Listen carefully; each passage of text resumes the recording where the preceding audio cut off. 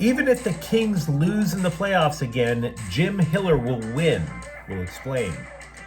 When she's not on the court, Cameron Brink is making a defensive difference for the Sparks, and the Dodgers closer edges closer to a rehab assignment. Good morning. I'm James. This is your daily dose of sports and snark for the greatest sports city in the world, Los Angeles. This is the faithful Angelenos morning report. And yes, closer, edging closer is something that you write at 1:30 in the morning. That's my bad. So be it. It's May 23rd, 2024. Once again, broadcasting from Southern Illinois, the double chin capital of the world. If you like being in the know about LA sports, click the like button. Click the subscribe button. There's a notification bell. Hit that. It'll let you know when we drop new content. Sharing is caring. Let people know we exist. And by all means, comment. Now, before we go through the news and notes, a look at the scoreboard.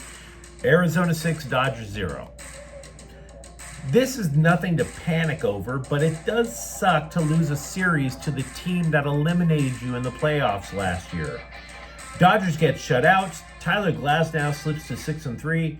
They're still leading the NL West by a country mile.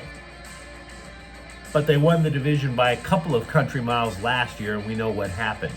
Meanwhile, today, women's soccer. San Diego is in town. They will be playing Angel City FC at 7 o'clock. But what do you say we get to the news? Jim Hiller had the interim tag removed from his title and is now the actual head coach of the Kings. Now, normally when one of the local teams hires a new coach, I create a breaking news video. Not so for the Kings and Hiller. And here's why. This move was about as boring as doom scrolling past Instagram pics of everybody's food. And that's what the Kings have unfortunately become. They are as boring as Instagram pics to me.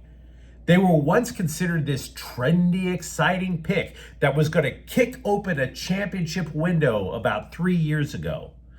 Now, looking at the Kings is like looking at a pic of hot wings posted 30 seconds after the waitress at Hooters took off.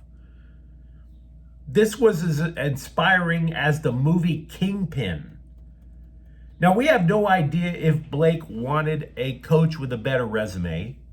He damn sure isn't going to say so in the introductory press conference. But it's hard to believe that the other more experienced, more victorious coaches out there, I don't know, Craig Berube comes to mind, not that he would have been everybody's best choice. It's hard to believe that he would have come to LA because the situation in the front office is so fragile. It's so shaky. So Hiller signs a multi-year contract. But in all candor, unless the Kings advance out of the first round of the playoffs, it's likely just a one-year deal, which sounds like a raw deal, but it's actually good for Hiller. Give me a little space, I'll explain why. Rob Blake, the general manager, has 1 year left on his contract. Now, Blake is a team legend, and his GM tenure did start off very, very well. He got rid of a lot of players for draft picks because the Kings were way past their prime back then. Then he took those draft picks, drafted well, rebuilt the prospect pool. But then he took this foundation that could set the entire franchise up for a decade and foolishly gutted it. He sent many of those prospects away for people that he thought were young potential superstars. Pierre-Luc Dubois, for instance.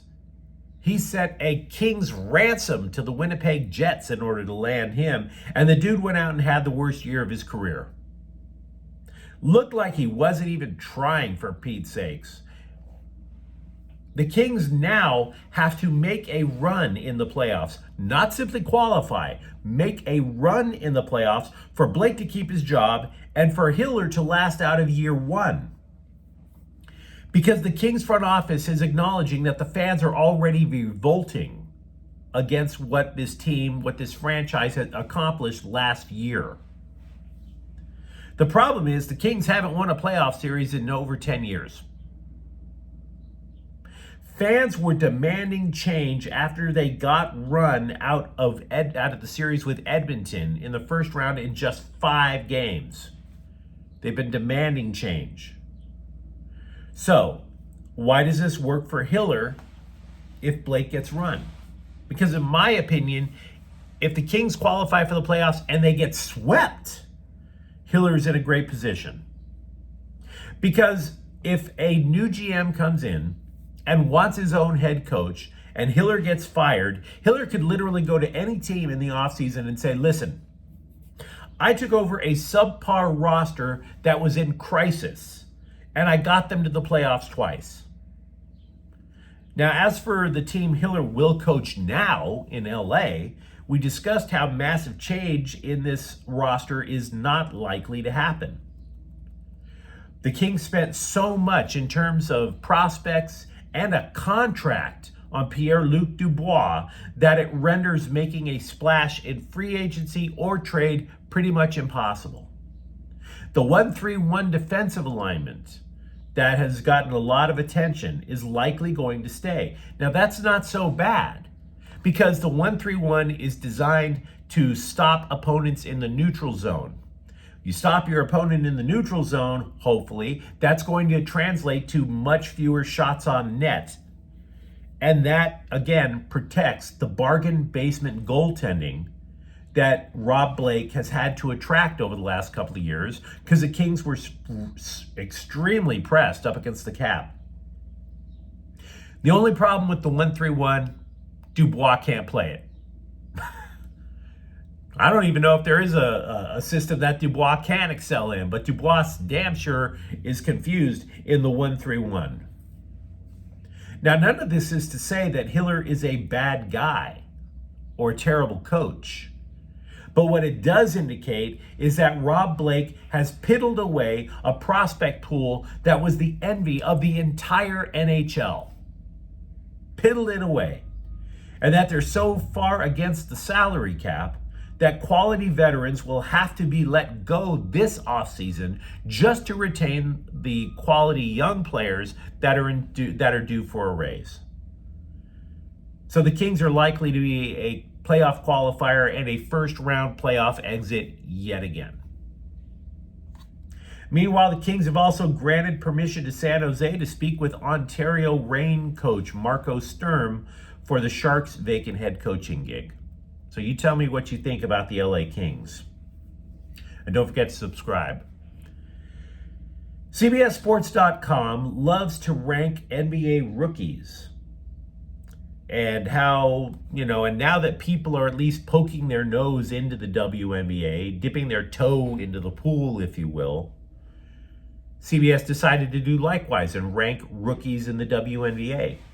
You might think in this first round of WNBA rookie rankings, they'd pick an obvious choice in Caitlin Clark. After all, she got all the hoopla for women's college basketball. But you'd be wrong. They think the Sparks' Cameron Brink is off to a terrific start in her career, that she so far is the best rookie. Now, it's a little bit too glowing of a review, claiming that she's making such a winning impact. But the Sparks have only won once. So can we stop saying winning impact until the Sparks win on a regular basis, right? But even in a losing effort, Brink is making an impact if it's not just a winning one. She had 8 rebounds in the last 2 consecutive games. She's D'd up on WNBA MVP Asia Wilson. My knock on Brink, having seen a little Sparks basketball, is she gets in foul trouble a little bit too quickly. You solve that, she's going to be staying on the court, and now you're talking. The same reviewer, by the way, ranks Rickea Jackson lower, but believes that her start has been promising. Closer Evan Phillips is scheduled to throw batting practice for the Dodgers out in Rancho Cucamonga today. And then he'll start a rehab stint there. His first one is probably coming Sunday. Now, the reports vary as to how long he'll be in the Cal League. CBS is suggesting he'll need at least 3 appearances to check on the strength of his right hamstring, which was injured May 3rd. Others are saying that it could be a week or close to 2 before the Dodgers know for sure. Phillips, the Dodgers are obviously winning without him, but he is 8 for 8 in save opportunities this year. One of the things that people will not have to miss about the Pac-12 implosion is that the UCLA-Arizona rivalry will stay. The schools have agreed to a neutral court series that will begin in Phoenix next year. They'll play in Vegas, they'll play in LA. This is all according to the website College Hoops Today. This is good because I am all about anger. I have rage issues. The last time the Bruins played in Tucson, one of the Bruins got arrested. So, I'm not trying to say I'm pro-jail, but I'm definitely pro, I hate you so much, I will risk jail. Show me some of that during a basketball game. The Lakers held a pre-draft workout for North Carolina State center DJ Burns. Burns was a fan favorite during March Madness because he was fat. Not because the Wolfpack were going to take home the title. No, it's because everybody gets a kick out of watching a fat guy with athletic skills. Think of all the fat guys that have made a name in sports. Obviously, there's Babe Ruth. Everybody loved Bartolo Colon with the Angels because he's fat. There was a guy who played backup quarterback for the Giants, and they wanted him to start over Eli Manning. They called him the Hefty Lefty. Butterbean, George Foreman. Everybody loves a fat guy with some sort of offensive skill. Problem is, he lost 45 pounds. So don't order your quadruple X Laker jersey with Burns on the back. He's not the fat guy right now. By the way, the Cleveland Cavaliers just fired their coach. I bring that up if you're a Laker fan because the top 2 candidates for the gig are James Borrego and Kenny Atkinson, who are on the list of potential Lakers coaches. And to me, this report almost suggests that the player podcaster JJ Redick is being nudged a little bit further towards the Lakers gig. And I've been a Lakers fan all my life. I'm very rarely mad at the Lakers. They hire Redick, I'm going to be furious. Normally, I don't discuss high school athletes who are deciding to play college out of state because they're kids. I think way too much attention is being paid to minors by these randos who cover recruiting. It's not fun. It's kind of creepy. But cornerback Dejon Lee of Mission Viejo High School released his 4 schools, his top 4. Alabama, Georgia, Washington, Texas A&M. And USC was not included. Now, this is not to blast Lee. Never met him. For all I know, his family is terrific. This is not to say that he's making a mistake by not choosing USC. The Trojans are having a pretty damn good recruiting class of 2025. But 5-star defenders from California considered going elsewhere instead of staying home with the Trojans. 3 of the top 6 football players for the class of 2025 in California have committed. None of them want to go to USC. And when Lee makes his choice, presuming it's one of those 4 schools, that will be 4 of the top 6. When USC used to have that Southern California in a stranglehold.